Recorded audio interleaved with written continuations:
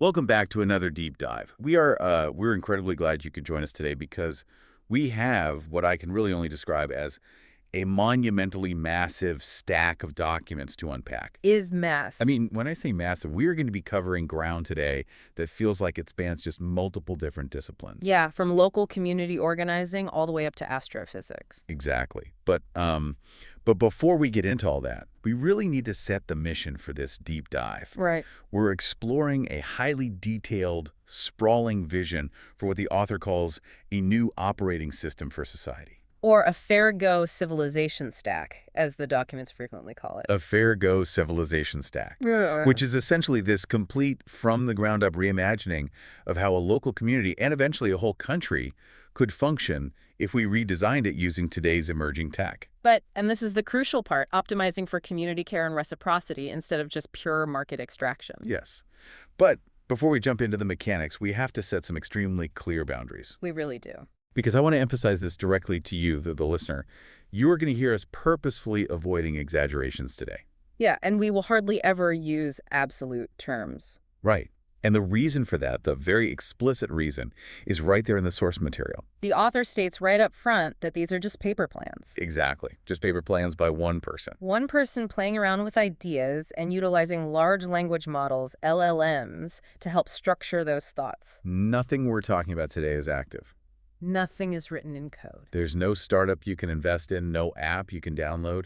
It is purely an effort in natural language. The author is essentially trying to de-risk a fair-go civilization stack conceptually on paper. Right, showing how it could be modular, interoperable, and easy to customize. It's a giant what-if scenario. Which is honestly what makes it so fascinating to analyze, because the scope is just staggering. It really is. When we say modular and customizable, we mean it ranges from designing local, disaster-resilient phone booths on a specific island in Queensland, Australia. All the way to theoretical interplanetary satellite swarms. Exactly. Dual currency economic models, AI-driven legal systems, even human biological readiness. It tries to touch almost every single aspect of civic life. So let's unpack this from the beginning. I want to pose a question to you, the listener. If you were given a blank slate today, A completely blank slate. right, and you could redesign the entire operating system of your neighborhood, your city, your nation using current tech, but focusing on reciprocity instead of extraction, what would that actually look like on paper? Where do you even begin drafting that? Well, according to our sources, you can't build a new system until you accurately diagnose the failure points of the old one. And the author starts by diagnosing what they call the glitch. The glitch. I actually really like that framing. It works well, doesn't it? It does, because it implies the system isn't necessarily evil by design, but that the code is throwing errors because the environment it operates in has fundamentally changed. The documents describe our current operating system as suffering from a meta-crisis. Okay, let's break down metacrisis. In this context, it's framed as a theoretical convergence of three overlapping forces. First, ecological instability. So, climate change, resource depletion, that sort of thing. Right. Second, institutional sclerosis. Sclerosis, meaning our institutions have hardened. Precisely. They become too rigid and bureaucratic to adapt to new challenges. They were built for the 19th and 20th centuries, and they are struggling in the 21st. Got it. And the third force? Rapid technological disruption. The argument here is that our current operating system tries to navigate this meta-crisis using two deeply flawed mechanisms. Which are? Adversarial politics, where the main goal is just defeating the other side rather than solving the problem, and high-latency data gathering. Let's stop on that phrase for a second. High-latency data gathering. That's a very technical way of saying we are making civilization-altering decisions using incredibly old, outdated information. The prime example the text uses is the traditional paper census. In many places, this happens every 5 years. Think about the pace of the world today.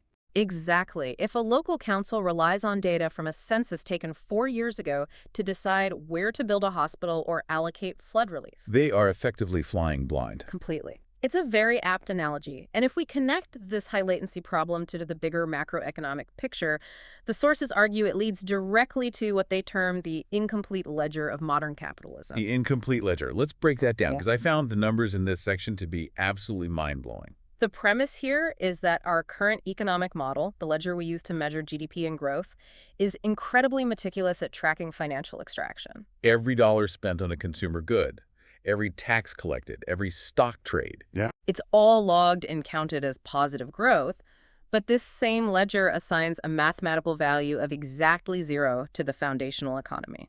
And when we say foundational economy, we mean the things that actually keep society from collapsing tomorrow. Community caregiving, Raising children, volunteering at a local shelter, tending community gardens, ecological stewardship. all the stuff we rely on. And the documents use some very specific numbers from Australia to illustrate the scale of this theoretical blind spot. They estimate that in Australia alone, unpaid care is worth roughly $77.9 billion annually. I really want you to pause and think about that number. $77.9 billion. It's astronomical. It is an astronomical amount of human labor, time, sweat, emotional energy. It's the bedrock of a functioning society. If caregivers start working tomorrow, the formal economy would collapse in days. Exactly. And yet, on the national balance sheet, that labor is assigned a value of 0. It simply doesn't exist in the current operating system. And it doesn't stop with unpaid care. The papers also highlight a $36.6 billion opportunity specifically in reducing food waste. But because our data gathering is so slow, Local governments theoretically find it impossible to capture that value or respond to the rapid crises that pop up from it. They're trapped in a reactive loop. and reactive loops are incredibly expensive. Highly expensive. The documents point out the rising costs of royal commissions in Australia. For context, for our international listeners, a royal commission is a major public inquiry into a massive issue or controversy. The text notes that the cost of these inquiries jump from around $62 million to over $150 million per year post-2013. The author views this massive jump not as a sign of good oversight, but as a symptom of the glitch. Right. It's a system that can only react after a crisis has metastasized and caused severe damage. Because it doesn't have the real-time data to prevent it in the first place. You're basically paying exorbitant amounts for the autopsy instead of investing in preventative medicine. That's exactly the argument. Okay, so if that is the diagnosis, if the glitch is an incomplete ledger driven by adversarial politics and outdated data, how do we conceptually fix it? What is the proposed patch? The theoretical patch proposed in these documents is something called a braided economy. A braided economy. And it's built on a specific ideological architecture that the author terms the purple synthesis. Now, as we dive into this purple synthesis, I want to remind you of our earlier disclaimer. We are looking at this impartially as a theoretical construct. We are not taking sides here. Right. The documents are attempting to conceptually transcend the traditional left versus right political binary. Which is heavily entrenched everywhere. It is. It acknowledges the undeniable scalability, innovation, and logistical efficiency of market mechanisms. The author doesn't want to throw away market efficiency. No, not at all. But it intertwines that blue with the red, which represents the traditional left. The focus on social solidarity, community care, environmental protection. You blend the blue market efficiency with the red community solidarity, and you get the purple synthesis. But what's really interesting is that the author is very careful not to frame this as some sort of magical fix-all utopia. Yes, the documents use a very specific term, protopia. Protopia. I honestly hadn't heard that term before reading this Smistak, but I find the concept incredibly grounding. It was coined by the futurist Kevin Kelly. It describes a state of emergent flourishing where things aren't perfect, but they aim to get incrementally better every single day through iterative loops. So it's a rejection of this idea of a perfect, static end state where all our problems are permanently solved forever. Exactly. It's a continuous, pragmatic evolution. It acknowledges that new problems will arise, but tries to build an OS resilient enough to adapt quickly. Okay, so if protopia is the goal, what does the purple synthesis look like practically? How do you actually braid an economy? Because I'm struggling to see how you merge market efficiency with volunteerism without one corrupting the other. Conceptually, it involves a dual ledger system. A dual ledger system. You don't get rid of the current system. On the first ledger, you have your standard fiat currency, like the Australian dollar. It operates exactly as it does now. For normal market transactions. Right. But alongside it, you introduce a new parallel ledger that tracks a non-speculative regenerative asset. And they call this the community hour, or C hour. Yes. Now, whenever the words digital asset or ledger come up, my immediate thought goes straight to cryptocurrency. Are we just talking about another volatile crypto coin that people are going to day trade? Not at all. The author is very deliberate in separating the sea hour from speculative crypto. Okay, good. The sea hour is theoretically designed to monetize that $77.9 billion in verified foundational contributions. The formula is stubbornly simple. 1 hour of verified foundational labor equals 1 sea hour. Exactly. It's pegged to human time and effort, not market speculation. But legally, how would that even work? Financial regulators like ASIC in Australia or the SEC in the US tend to treat any newly created digital token as a financial product, which comes with massive regulatory hurdles. The paper plans get surprisingly granular about the legal mechanics here. They propose a hypothetical legislative carve-out within the Australian Corporations Act 2001, specifically within the draft Digital Asset Platforms Bill. This carve-out would legally distinguish sea hours from speculative financial products. So the law would explicitly state this is not an investment vehicle. Right. It would define sea hours as assets that can only be generated through verified human contribution. You cannot buy them on an exchange hoping the price goes up. You can only earn them by doing the work. Let's play this out for you, the listener. See how this might theoretically work in your day-to-day life. Let's say there's a severe storm and a massive tree falls across a public walking path in your neighborhood. Instead of waiting 3 weeks for an overstretched city council crew, you grab your chainsaw, you spend 3 hours clearing the path, and you report it. Or maybe you run a community compost bin every Saturday, or do grocery runs for an elderly neighbor. Under this proposed purple operating system, your foundational contribution is somehow verified. And we will get to the how of that verification, because that is a massive hurdle. Oh, absolutely. But assuming it is verified, the system rewards you with those respective sea hours. 3 hours clearing the tree equals 3 sea hours added to your digital wallet. And what do I do with them, since I can't trade them on the stock market? Those sea hours could theoretically be redeemed within the local community for civic goods and services. Like paying for a local public transport card. Yes, or exchanging them for a box of fresh produce at a community garden co-op. The author even theorizes that eventually, local councils could accept sea hours to offset a portion of your annual property rates. Wow. That is a profound shift in perspective. It effectively turns civic engagement from a pure cost, something that drains your limited free time with no tangible return, into a recognized economic opportunity. It fills in the incomplete ledger. It does, but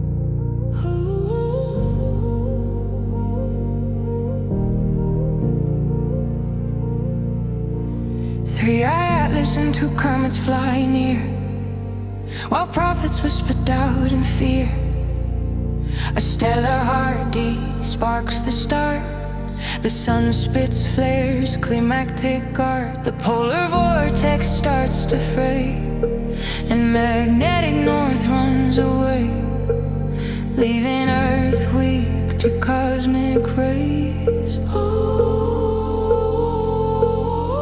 Ukraine and Russia fly angry drones, while Gaza mourns its shattered zones. From Portland streets to Sudan stall, trust in old systems continues to fall.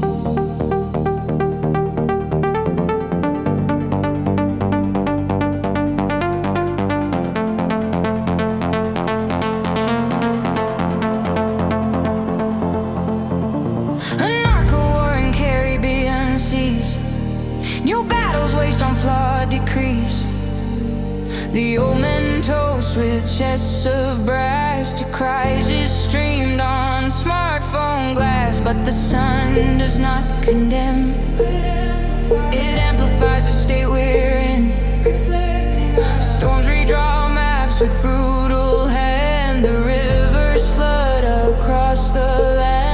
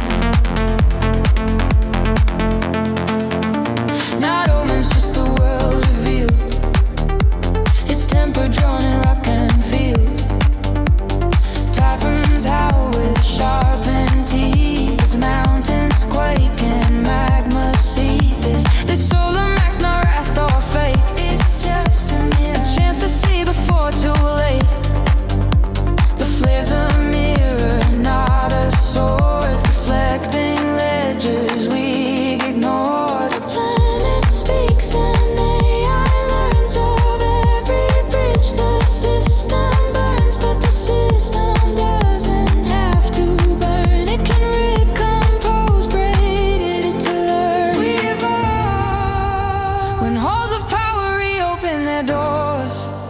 The Clarity Act hit Senate floors.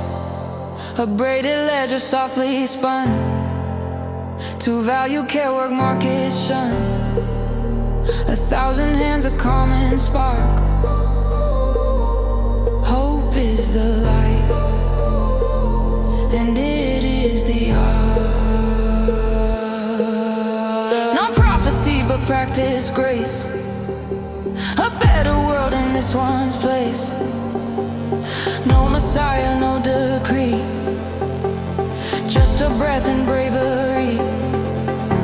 A mother's care, a hacker's code, to lift the unacknowledged load. We see hours earned for time we give, a new design for how we live.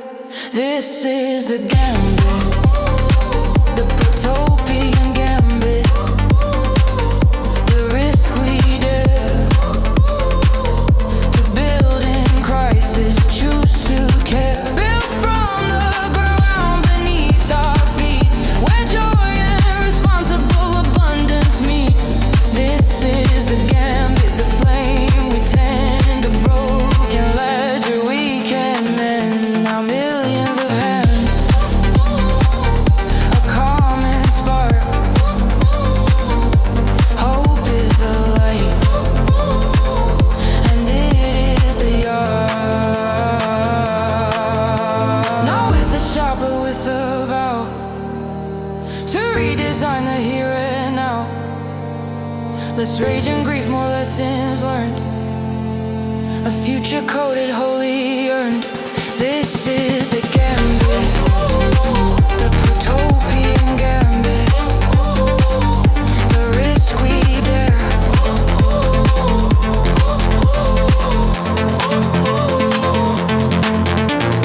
Clarity of conscience, shine the light. May we all act from love, not spite.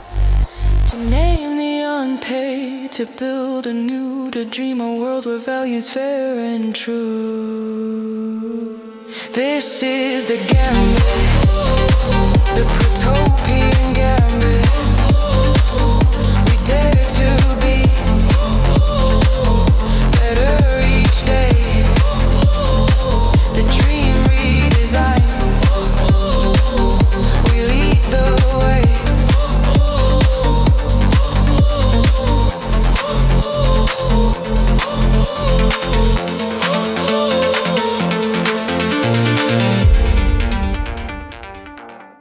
And this is a massive but. Who is verifying this? Right, the verification. If I say I cleared a tree, or I say my house reduced its food waste by 20%, how does the system know I'm telling the truth? Yeah. If you have a digital system tracking exactly what everyone is doing to issue currency, that sounds terrifyingly close to a dystopian social credit system. And that is exactly the tension the author attempts to resolve in the next section. They introduce the concept of fractal sovereignty and the technical substrate required to support it without creating a surveillance state. Okay, let's unpack fractal sovereignty. To me, a fractal is a math concept. It's a geometric pattern that looks the same at every scale, whether you zoom all the way in or out.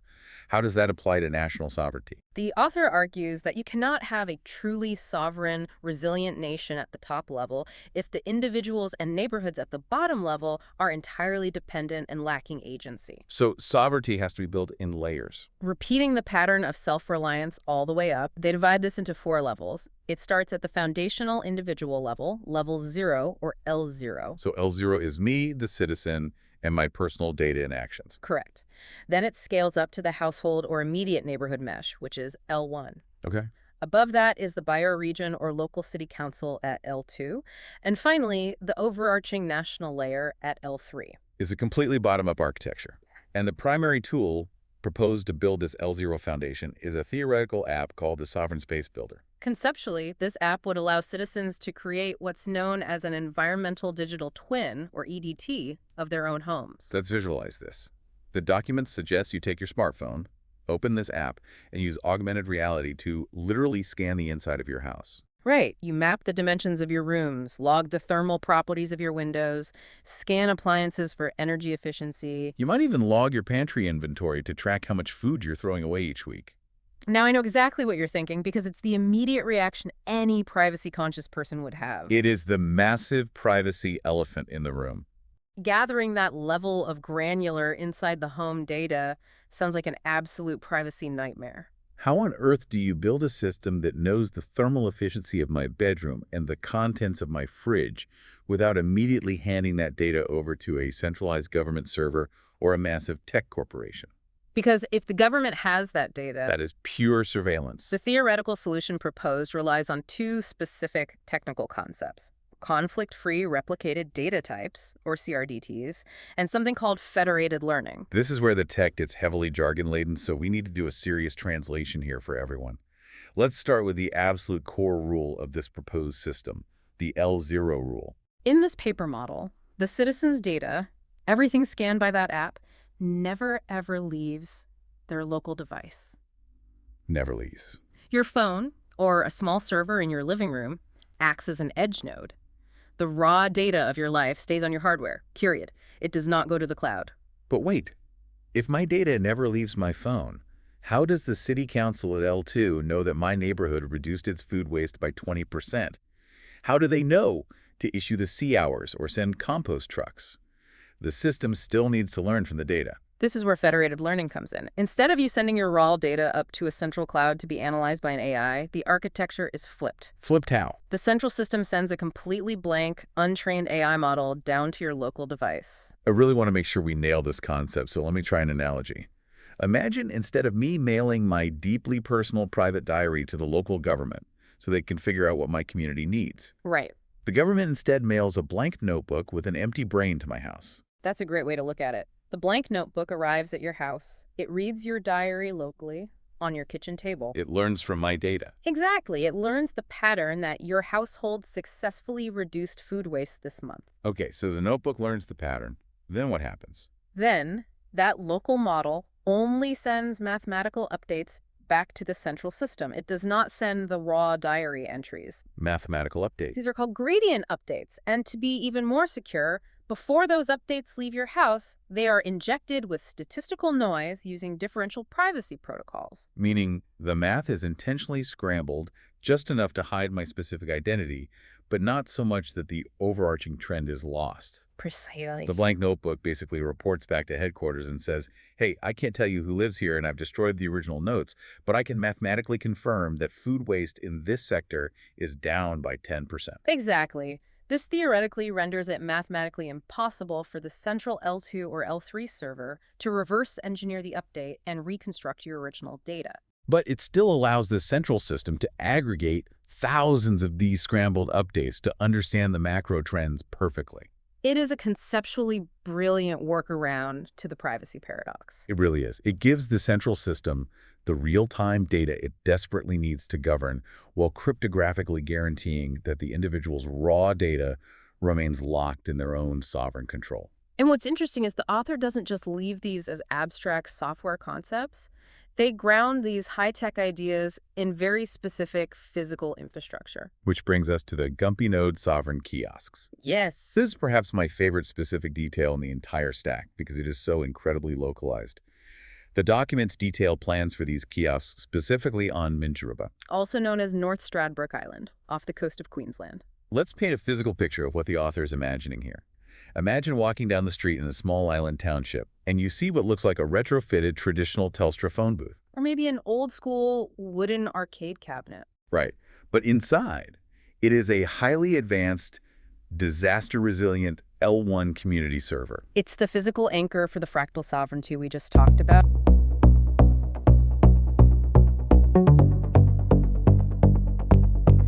The first law, written on intelligent sand. One vote, two hands, each a dreamtime land. Quartz grains whisper in Minjuruba's tone. The land remembers it isn't alone. Titanium bones and thorium might. Neodymium dreams, magnetizing data and light. A boot sequence stirs, a 12 by 24 or a fable. Seven nested horn, Tory spark life from vector tables. Codes in the quartz, old tech in the tide. Breeze with the ocean, aligned with the sky.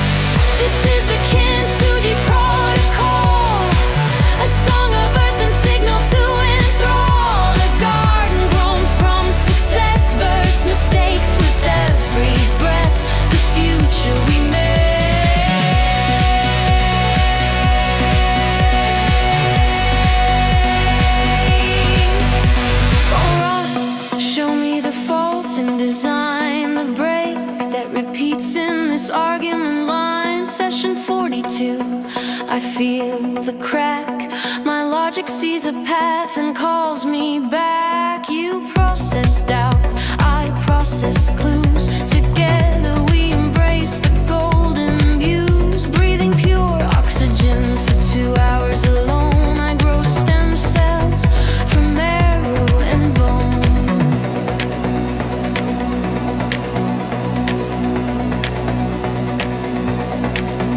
Software that learns my AI symbiote wakes. Agents speak where silence breaks. Each question builds a feedback sphere. Each answer codes what we hold dear. Why simulate a life well lived? To feel the way the soul forgives.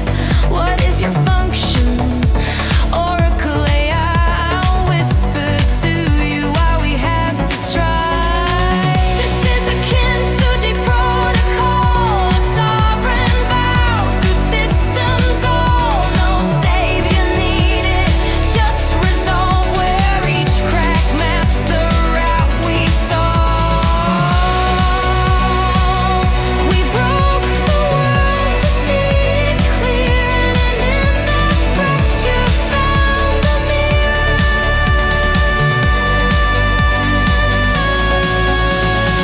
I see the mirror, I see the light, I see the fault, I choose to write. Each crystal observed, each wound refined, each part remembered, each pulse aligned. We code, we breathe, we plant, we learn, and in the song, the world returns. I see the mirror, I see the light, I see the fault, I choose to write. I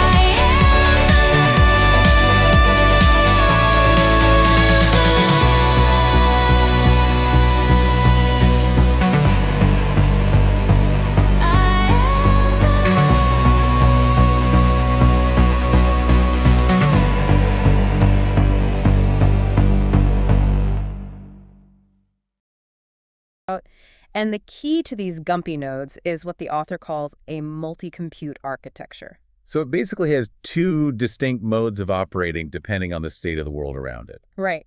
In good times, when the weather is calm and the mainland power grid is fully operational, the kiosk runs the abundance stack. This is the high power mode. It's using standard electricity and broadband. It might be hosting local multiplayer gaming servers for kids on the island, running complex 4D digital twins of the bioregion. It could be an interactive AI tourism guide for visitors, a hub of community activity. But the crucial design element, the thing that provides the resilience the author is obsessed with, is what happens during a crisis. Let's say a severe cyclone hits the Queensland coast. The mainland power grid goes down. Cellular towers are knocked offline. In our current system, the island is now completely isolated and digitally dark. But the Gumpy node reacts differently. When the power drops, it instantly sheds all of that high-power computing. It turns off the gaming servers, turns off the digital twins. And it drops down into the survival stack. It's survival stack. It runs on microcontrollers that sip just milliwatts of power, easily sustained by a small solar panel and a battery. And the screen technology changes too. It uses an e-ink display. Like on a Kindle. Exactly. It doesn't use a backlight. And the brilliant thing about e-ink is that it only requires electricity when the image on the screen changes. So even if the storm is so bad that the kiosk's battery dies completely, whatever was on the screen at the exact moment it died stays permanently etched on that screen forever. The last known emergency evacuation map, or instructions on where to find fresh water. It becomes a permanent physical signpost in a disaster. And even without internet, the kiosks maintain communication. They are equipped with a LoRa text mesh network. The documents specifically mention an open source protocol called Meshtastic. For those who aren't radio nerds, LoRa stands for long-range radio. It's a low-power, low-bandwidth radio frequency. By equipping each Gumpy node, and theoretically citizens' smartphones, with these small LoRa radios, the island forms its own invisible, decentralized web. Even if the mainland internet is gone, a person on the north side of the island can send a text message to a person on the south side. The message bounces from node to node across the island until it reaches its destination. It keeps the townships connected and coordinating their recovery, completely independent of corporate telecom infrastructure. It is designing for absolute worst-case resilience from the bottom up. Okay, so we've established the hardware, the Gumpy nodes, and we've established the privacy protocols, federated learning. If we assume all of this infrastructure is in place, how does the author propose applying it to actual day-to-day governance at the city or national level? That brings us to the concept of the civic intelligence surge. This is an interesting timeline. The documents outline a hypothetical 5-month surge, specifically proposed for the years 2028 to 2031. Why just a 5-month surge? Why not just run a continuous digital democracy? Because the author keenly recognizes human nature. Oh, absolutely. They note that always-on, continuous direct democracy leads directly to surveillance fatigue and civic burnout. People have lives to live. They have jobs, children, hobbies. They do not want to wake up every morning and vote on municipal plumbing budgets on their smartphones. If you make everything a vote, eventually nobody votes. Exactly. So instead of demanding constant low-level attention that inevitably fizzles out, the plan proposes using strategic, highly concentrated windows of civic engagement. During these 5 months, the L1 and L2 networks would activate specific, gamified simulations. One of the primary simulations mentioned is the shadow census. We talked earlier about the 5-year paper census being a Polaroid photo.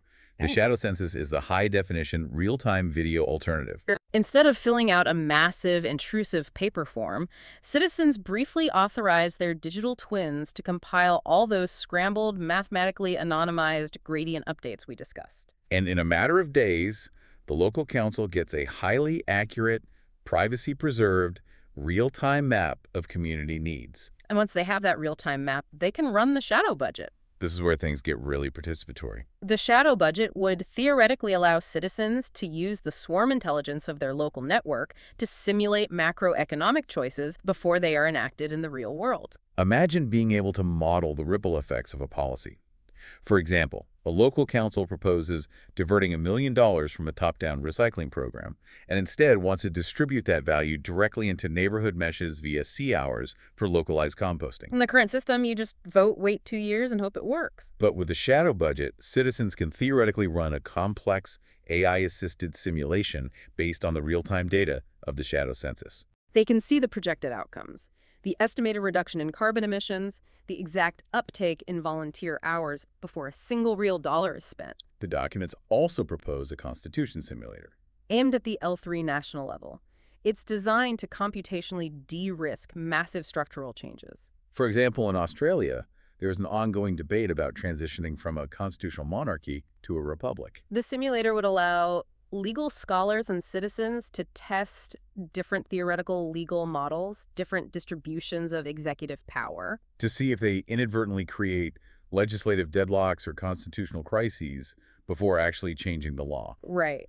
But here is where my skepticism, well, where any reasonable person's skepticism flares up. Oh, I know exactly what you're going to say. AI hallucinations. Yes. Yeah. To run a shadow budget or to simulate a new constitution, you need an artificial intelligence that understands the law perfectly.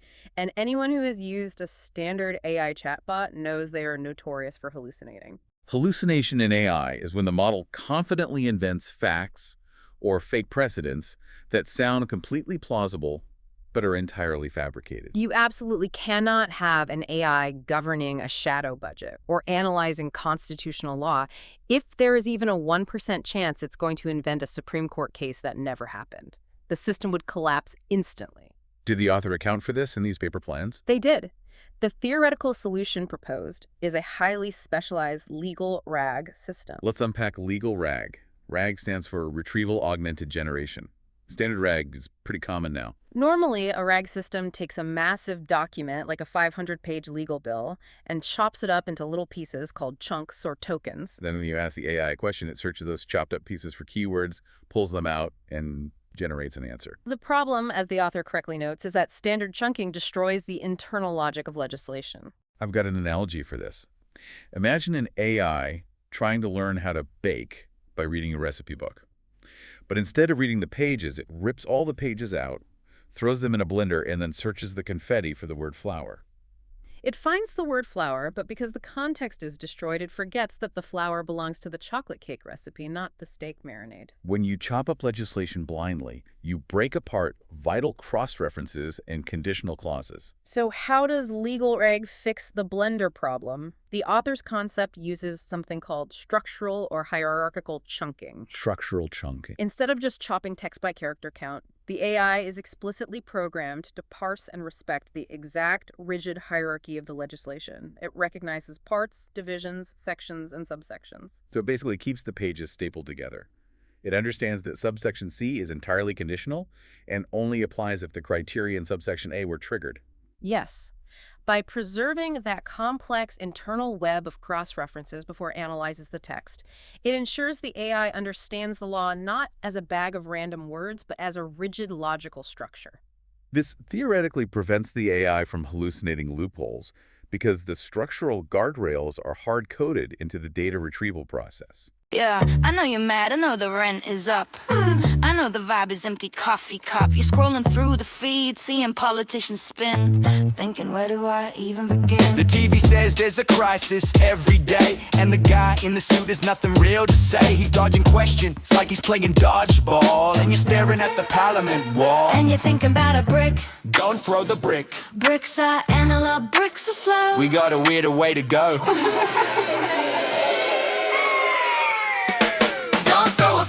Throw a form. We're taking the system and we're changing the norm. We don't need a riot, we don't need a fire. We need a robot lawyer that never gets tired. It's P4A, the purple way. We're gonna audit the nation starting today. Joyful abundance, serious fun. We're measuring the good things that you've done. So you helped your nan with the shopping bags. The old system says worth zero price tag. But we got a ledger, it's shiny and purple. We're weaving the money in a brand new circle. It's a C, our friend, it's a digital token for fixing the stuff that the market left broken. You planted a tree, Cha-ching. you're rich. Well, it's social capital, which helps with the glam. Don't throw a fit, mate, throw a form. We're taking the system and we're changing the norm. We don't need a riot, we don't need a fire. We need a robot lawyer that never gets tired. It's P4A, the purple way. We're gonna audit the nation starting today. Joyful abundance, it's serious fun. We're measuring the good things that you've done. Yeah, here's the plan, it's the over-compliance mandate. We don't just meet the standard, we inflate it. We declare every donor, we declare every lunch. We check the federal, state, and local laws in a bunch. We got a Lego rag AI, it's a total nerd. It fact checks the minister on every single word. They try to spin it, the robot says no. He cites the legislation from a decade ago. It's a truth engine, baby, and it runs on sand. From Jerry, but the finest in the land. So don't throw a fit, mate, throw a form. We're taking the system and we're changing the norm. We don't need a riot, we don't need a fire. We need a robot lawyer that never gets tired. It's P4A, the purple way. We're gonna audit the nation starting today. Joyful abundance, it's serious fun. We're measuring the good things that you've done. Over compliance, It's kinda sexy. braided economy. Weave it together. P for Australia. Buy a urinal cake. Seriously. Put the brick down. Pick up the future. P for Australia is a serious joke. A people's purple protopian party Australia. PPPPA. P for A, should we do it? P for Australia. Buy our hygiene products. Create a purple protopian movement. Get smart. Make your life count. Okay, so let's assume this works. We have an AI that perfectly understands the law without hallucinating, and we have real-time data from the shadow census. We have all this perfect information. But an AI is only as good as the human pushing the buttons. What about the politicians? The author introduces a concept here that I found to be one of the most provocative ideas in the entire stack: ethical overcompliance. This is a fascinating sociological and legal angle. The documents spend considerable time pointing out a glaring flaw in the current operating system.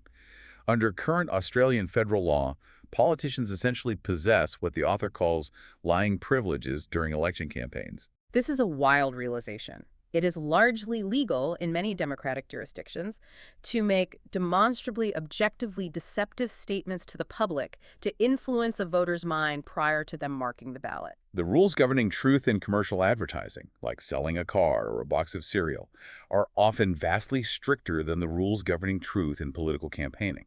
The author calls this the epistemic vacuum. It creates an environment where adversarial politics thrives because truth is entirely subjective and legally unenforced. So what is the theoretical solution under the purple paradigm? The theoretical solution is that candidates wishing to operate within this new framework wouldn't just follow the bare minimum of the existing law, they would engage in ethical overcompliance, They would voluntarily sign binding civil contracts. officially and legally adopting the strict liability anti-lying laws that are currently progressing through the Welsh Senate in the United Kingdom. This is a real piece of legislation being debated in Wales. Mm. Under this model, if a politician tells a deliberate objective lie, it is not just a media scandal. They legally forfeit their position, they are removed from office, and they face severe financial penalties. By signing this contract, the candidate legally binds themselves to the absolute, verifiable truth. But let me play devil's advocate here, because this invites a massive amount of friction. Who determines what an objective lie is in a complex political landscape? Economics and policy are rarely black and white. Doesn't this just shift the power from the politicians to whoever is programming the absolute truth into the AI arbitrator? That is the exact tension this concept highlights. The author's paper plan attempts to resolve that by relying on the verifiable, hallucination-free AI legal database we just discussed, cross-referenced with the immutable data from the shadow census. It aims to separate ideological spin from objective mathematical reality. You can debate the policy of how to allocate the budget, but you cannot legally lie about the numbers in the budget. Imagine the psychological impact of this on a debate stage. You're watching a town hall. One candidate, under the old system, relies on standard political spin-dodging questions, exaggerating claims, twisting numbers, all perfectly legal, but exhausting for the voter. And the other candidate is bound by a legally enforceable civil contract of absolute truthfulness. If they lie, they are bankrupt and fired. Who are you instinctively going to trust with your vote? It creates a profound game theory asymmetry in the political landscape. The truthful candidate instantly commands an entirely different level of authority. But the author makes a very sobering point here. To handle the immense psychological stress of this kind of absolute accountability and to participate effectively in the dense, data-rich environment of complex direct democracy, both the leaders and the citizens need to be biologically prepared. Which brings us to a phrase that honestly made me laugh out loud when I read it. Biological slop. It's a blunt term, but it addresses a very serious underlying premise in the documents. The argument is that complex, high-bandwidth direct democracy requires a high baseline of cognitive capacity. You need a population that can focus, analyze data, and make rational, long-term decisions. But currently, the author argues, the population is drowning in biological slop. We're burdened by environmental toxins, ingesting microplastics. Our diets are driving chronic neuroinflammation. And our attention spans are shattered by algorithmic social media. If the human hardware is degraded, the software of democracy cannot run properly. It's incredibly difficult to rationally simulate a national budget if a huge portion of the population is suffering from chronic brain fog, sleep deprivation, and metabolic dysfunction. So the theoretical framework introduces a biological patch to the operating system, the earn-to-heal moonshot model. We discussed earlier how the braided economy allows you to earn C hours through verified community volunteering. The earn-to-heal loop proposes a specific redemption pathway for those assets. Citizens can spend their C hours to access advanced health and longevity therapies. And the documents get highly specific about what therapies. They aren't just talking about a gym membership. They specifically propose making things like hyperbaric oxygen therapy, or HBOT, and advanced infrared saunas accessible at the community level. The author cites research suggesting that these specific treatments can help reverse epigenetic aging, clear out senescent cells, and dramatically reduce the neuroinflammation caused by the biological slop.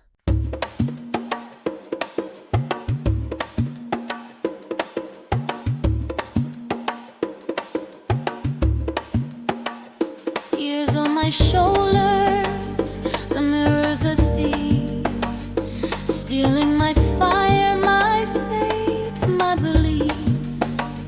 The days blur together, the seasons all fade. I'm living in echoes of the choices I made. Then comes a whisper, a method of tone, a vow in my chest, 60 days set in stone.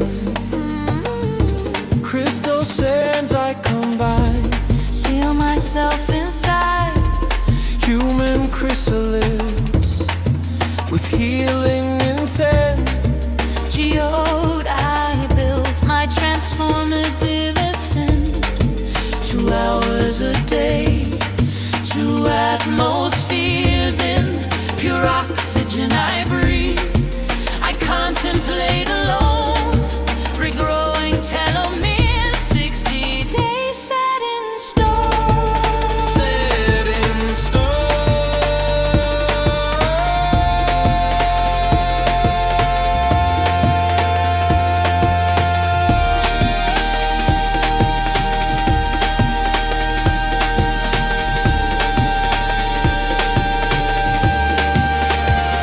Baseline test, I strip to the core. My blood and stool tell the tales I ignore. DNA map, RNA strings, microbiome secrets, my new understandings, disease markers marked, the truth all my own. The clock starts to tick, 60 days set in stone. 60 days set in stone. I'm not reborn, but I've grown. Pressure, fire, ice, and breath. Walking back from the edge of death. Science, spirit, and the will I've shown. Building my future in my chrysalis alone.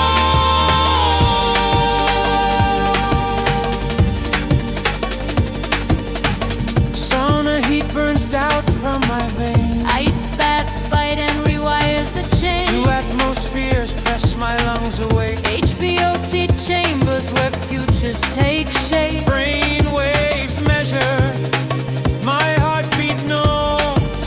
Each breath a moment, 60 days set in stone. Deep fasting sharpen and healing teas flow. Mushrooms, vitamins, and minerals all help me grow. Light on my skin, a lifting music in my mind. A brand new AI reflection, my mirror's alive. The twin I'm creating is almost my clone, guiding my steps through 60 days set in stone. 60 days set in stone. I'm not reborn, but I've grown. Pressure, fire, ice, and breath. Walking back from the edge of death. Science, spirit, and the will I've shown. Building my future in my chrysalis alone. Tests come again, the markers have moved. The data is proof of the life I've improved.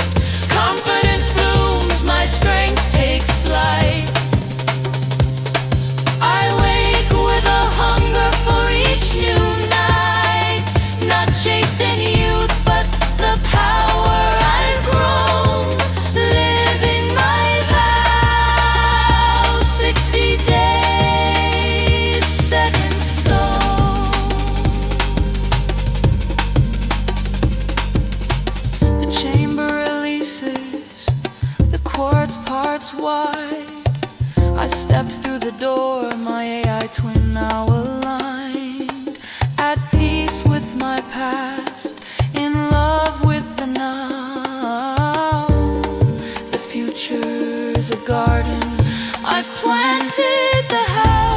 Not reborn, but retooled, redesigned, fully grown. New journey begins thanks to 60 days set in stone. Every breath a cathedral bell, every step a truth to tell. From bones to code I've been shown how to build my own AI clone. My life revised and revived, I doubled down and aligned. 62-hour sessions, breathing O2 all alone. 60 days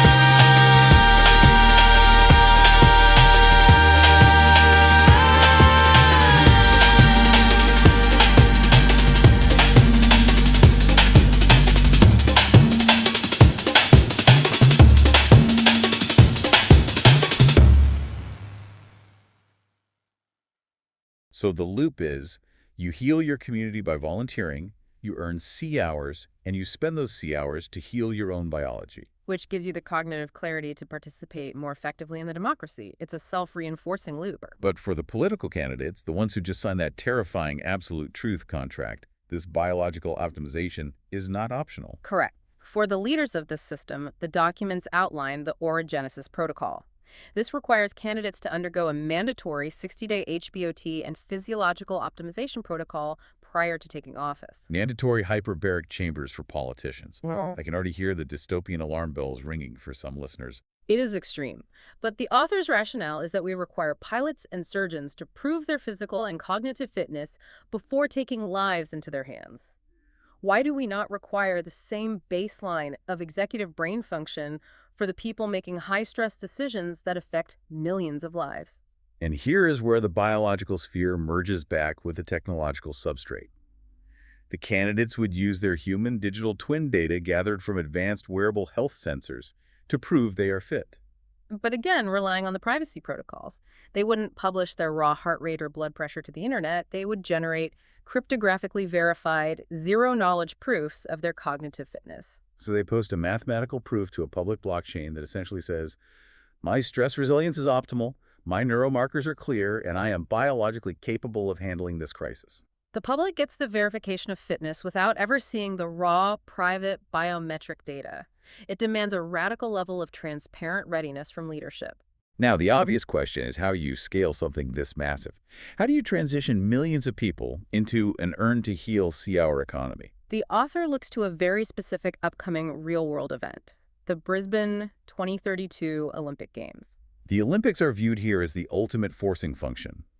Typically, a mega event like the Olympics gathers an absolute army of volunteers, say 50,000 to 70,000 people. They're trained, organized, highly motivated, but then the closing ceremony finishes, and all that incredible civic energy just evaporates. The volunteer force is disbanded. It's a massive waste of human capital. The author suggests a radical pivot. Instead of disbanding them, transition that massive pre-trained volunteer force into a permanent C-hour civic reserve. The human energy and the digital infrastructure built specifically for the Games wouldn't be discarded. It would become the foundational workforce for launching the new braided economy across the entire bioregion. It's an elegant, opportunistic way to bootstrap the system. But as this system scales up from the local L1 neighborhood to the L2 bioregion and eventually to the L3 national level, it inevitably collides with a profound philosophical conflict that is currently raging in the tech world. This is a section that requires some careful untangling.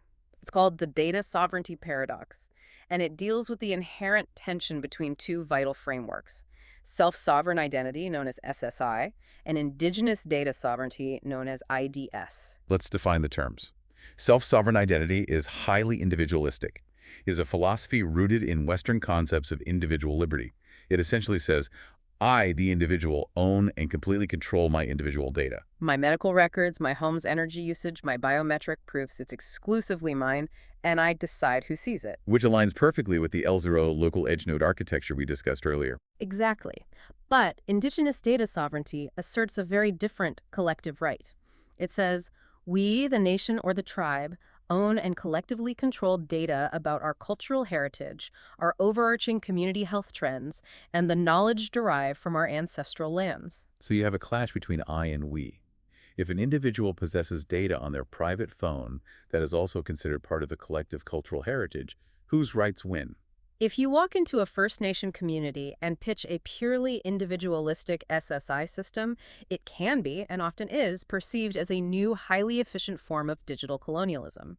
It strips the community of its collective rights by atomizing the data to the individual. The author's theoretical resolution to this deeply sensitive conflict is to build a federated architecture that utilizes what they call a custodial license. Let's look at how this custodial license mechanism works in the paper models, because it's a delicate balancing act. At the L0 level, the individual person still retains complete localized control over their personal data. But culturally, within this framework, that data is not framed as a cold corporate database. It's framed as a living memoir. I own my living memoir. It is the story of my actions and my health. Yes.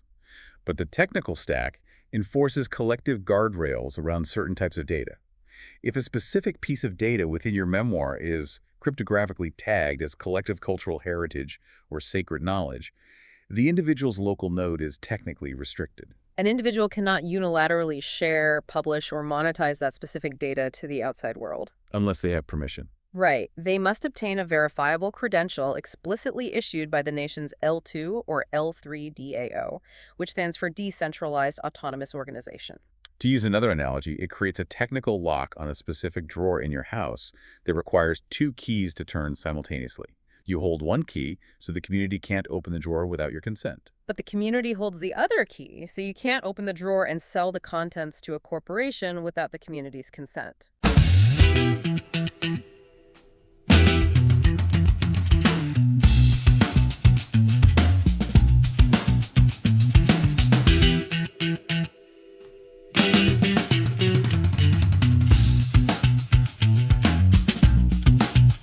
I used to say yes like a reflex, like lightning in a storm of want. But now I tune it like a cello string, a frequency I carry not flown. My yes is depth, it isn't cheap. It sleeps in layers under skin. It waits until the field is clean, then rises softly from within. It's not just yes to you, it's yes to me inside. A sovereign signal humming where resonance and truth collide. This is my yes, not a key but a song. Tunable, sacred, held where I belong. This is my yes, infinite slow. It moves like love when the body says go.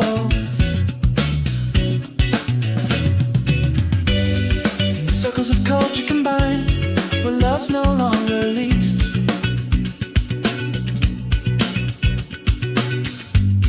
We vibe in fractals, gentle minds, and let our aura speak in peace.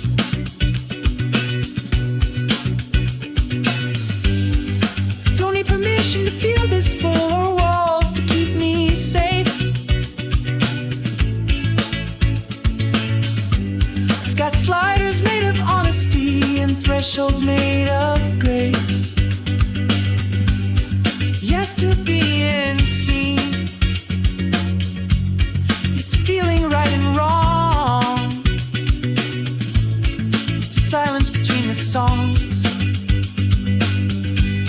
used to opening to pausing, to blue. Yes to you, when your yes has room. This is my yes, woven through time, tunable, sovereign, a consent design rhyme. This is our yes, across distant stars. Your signal reached me, I know who you are. Yes to truth, yes to trust, yes to us, yes to love, yes to silence, yes to light, yes to choice, yes to right, yes to this, yes to me, yes to us, yes to we.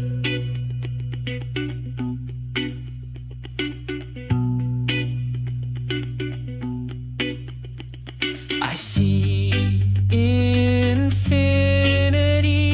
I choose infinity. Will you choose it with me? Are we choose it together? Is it one for all and all for one? Has a new day just begun? It technically enforces the idea of, I own my personal data, but we govern our collective data. And the author proposes taking this deeply nuanced conceptual blueprint out into the world through very specific strategic vectors. One of the primary vectors mentioned in the document is focused on U.S. native tribes. The text proposes, theoretically, pitching the legal R tool, the hallucination-free AI we discussed, to help tribes navigate the extreme legal chaos caused by the recent McGirt Supreme Court decision regarding tribal jurisdiction in Oklahoma. The McGirt decision threw massive amounts of legal jurisdiction into a state of complex flux. By offering a low-cost, highly accurate AI legal tool to parse this new reality, the author theorizes it could build immense trust. It establishes a sovereign wedge, a demonstration of utility which could then be used to eventually introduce the broader digital twin and braided economy concepts to those nations. There is also what the author calls the Celtic vector. The documents specifically mention leveraging the massive Irish and Scottish diaspora around the world. And it notes the author's own ancestral lineage, the Hayes and McFarlane families, to position this technology not just as cold software, but as a culturally resonant sovereign alternative. An alternative to what? Specifically to centralized European digital IDs and the impending rollout of central bank digital currencies, or CBDCs, which many fear will be used for top-down surveillance. It's a strategy of framing the technology as a tool for cultural survival, independence, and collective sovereignty, rather than just an efficiency upgrade for a municipal government. Which is incredibly ambitious on a geopolitical scale.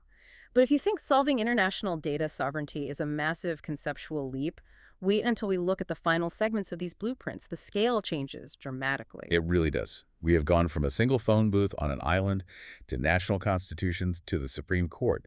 And now the blueprints aim for a transition to what physicists call a Kardashev Type 1 civilization.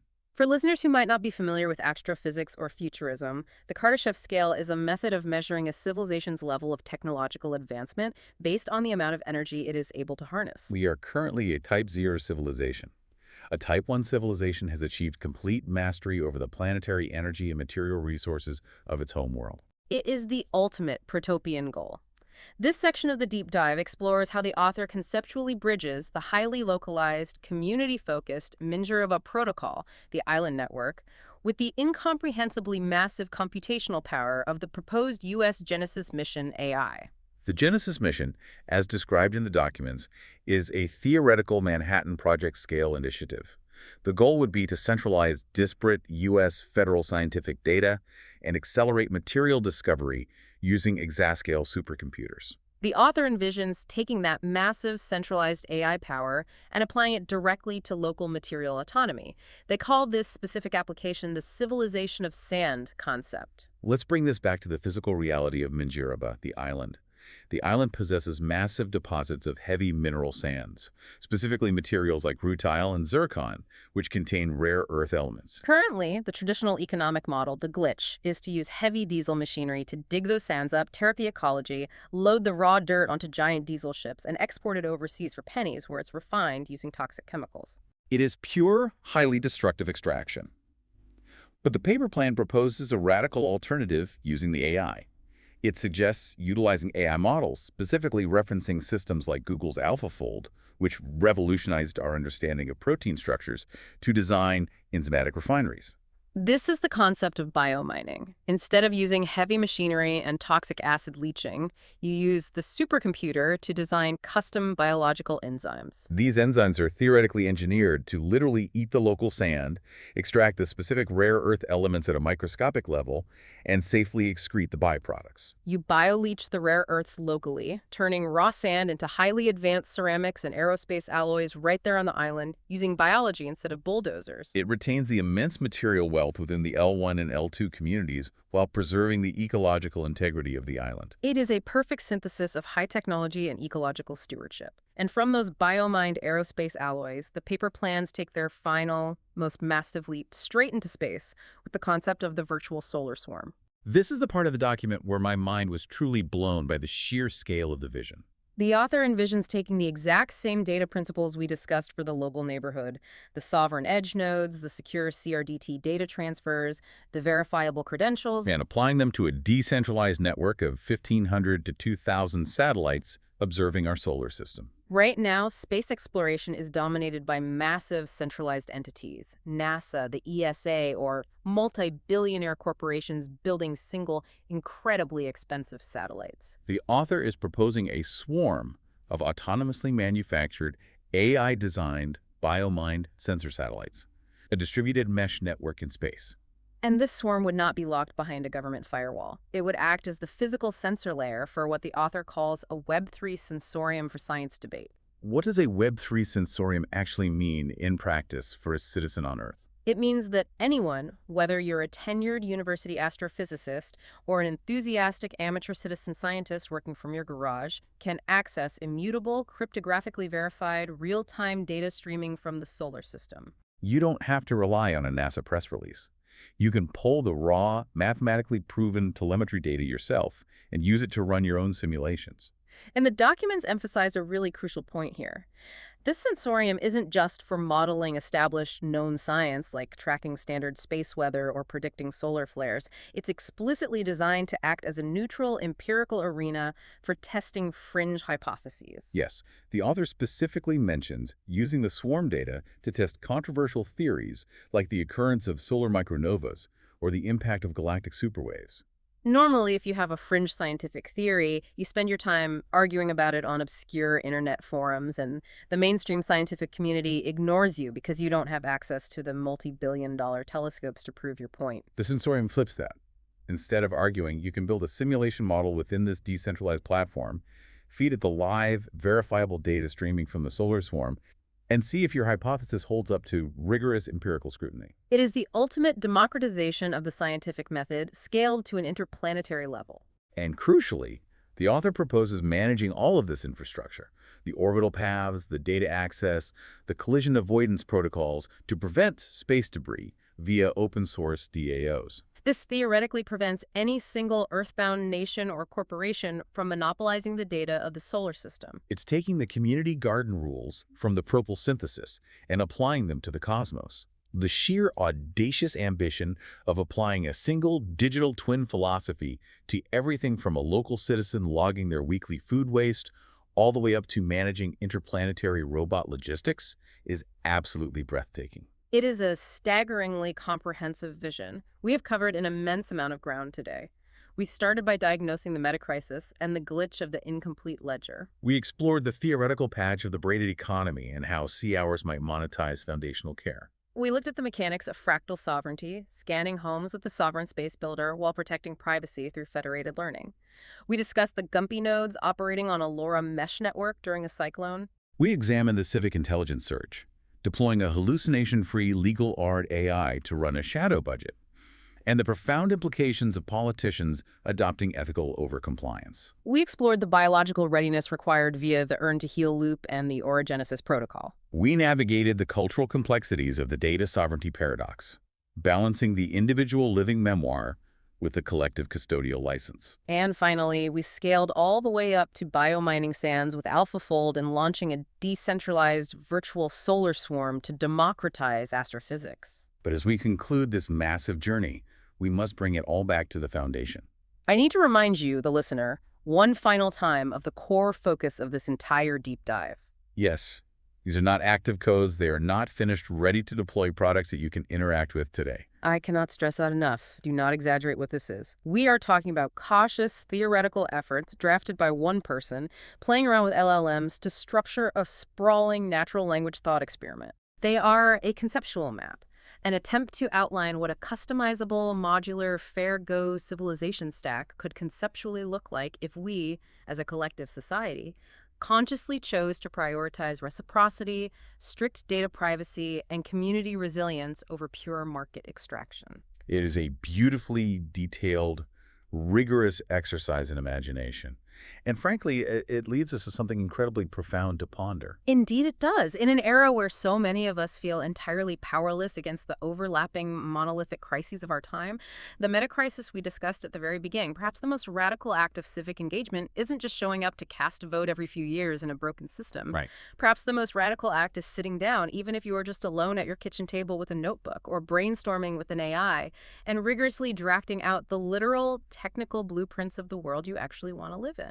If one single person can conceptually map out a logical, technologically grounded transition that stretches from a solar-powered phone booth on a Queensland island all the way to a decentralized satellite swarm monitoring the sun, it begs a massive question. What kind of operating system could you design for your own neighborhood? Exactly. What does your blueprint look like? A wonderful, empowering thought to end on.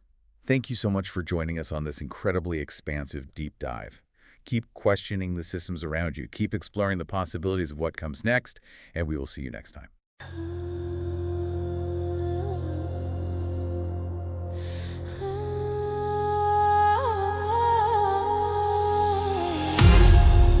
12,000 years have come and gone since micronova hellfire fell and great floods rolled on. From temples drowned beneath the tide, we rose again with truth as guide. Life on earth still hums, a memory still weeps. The earth remembers, the ancient myth still speaks. This time we build for all living things. Now with AI code, together all that it sings. We are the code, we are the code. The song of stars, the earth's ballet. No more UN gridlock, no more divisive fear. The world we want is nearly here.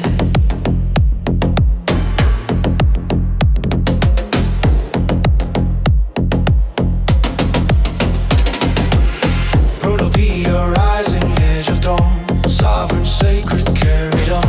Braided rhythm, sacred route. A love that guides what we're about. In glassy halls where leaders speak, the truth is strong, the structure weak. They feel the stir, the system sighs. The old world knows it's time to end the lies. No crown, no flag can hold the flame. But hearts aligned can shape the game. We don't revolt, we recompose. The old pattern breaks. The new spiral grows.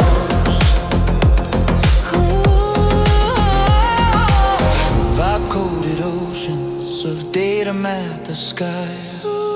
We see the twin and let myths fly. Every sovereign aura, a personal world within. From blockchain rights to village, then global spin. We are the code, we are the clay. The song of stars, the earth's ballet. No more UN gridlock, no more divisive fear. The world we want is nearly here.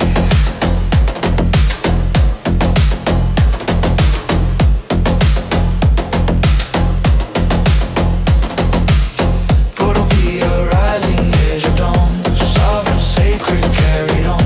Braided rhythm, sacred route. A love that guides what we're about. This is the moment between stories, a solar breath, a digital kiss. Not apocalypse, but remembering we do not offer a solution, we offer a way. Choose your own Protopia today.